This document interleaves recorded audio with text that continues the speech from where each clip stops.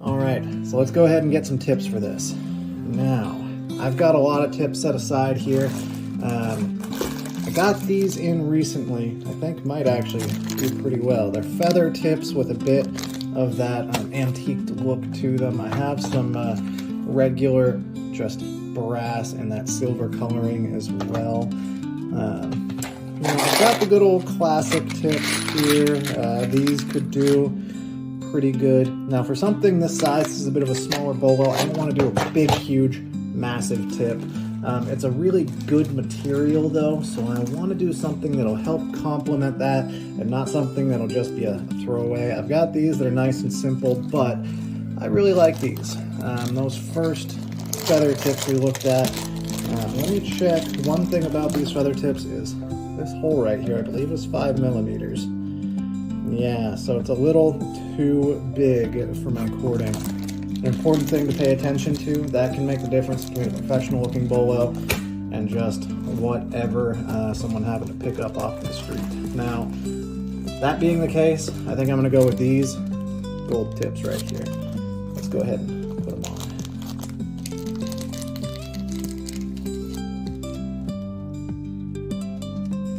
Beautiful. You always want to double check these. These come from Rio Grande, which is a very trusted supplier. I use them all the time for a lot of different stuff, but they're just small, so they can get bent out of shape. You really want to be careful with that. Make sure that really hasn't happened to you.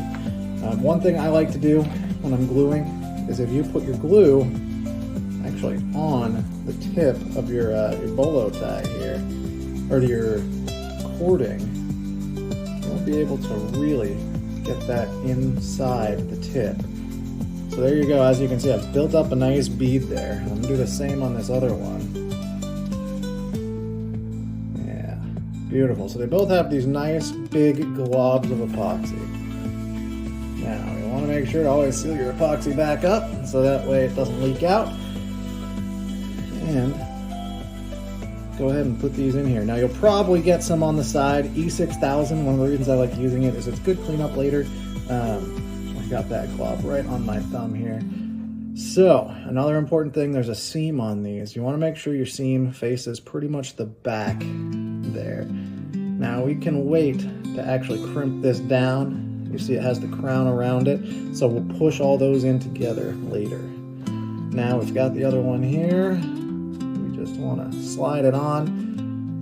Boom, there we are. Now I had a little epoxy come out the seam at the bottom, a little at the top. That's actually great. We'll clean all that up later, just kind of pull it off after it's dried, and that way it creates a really good seal on there. That ain't coming off.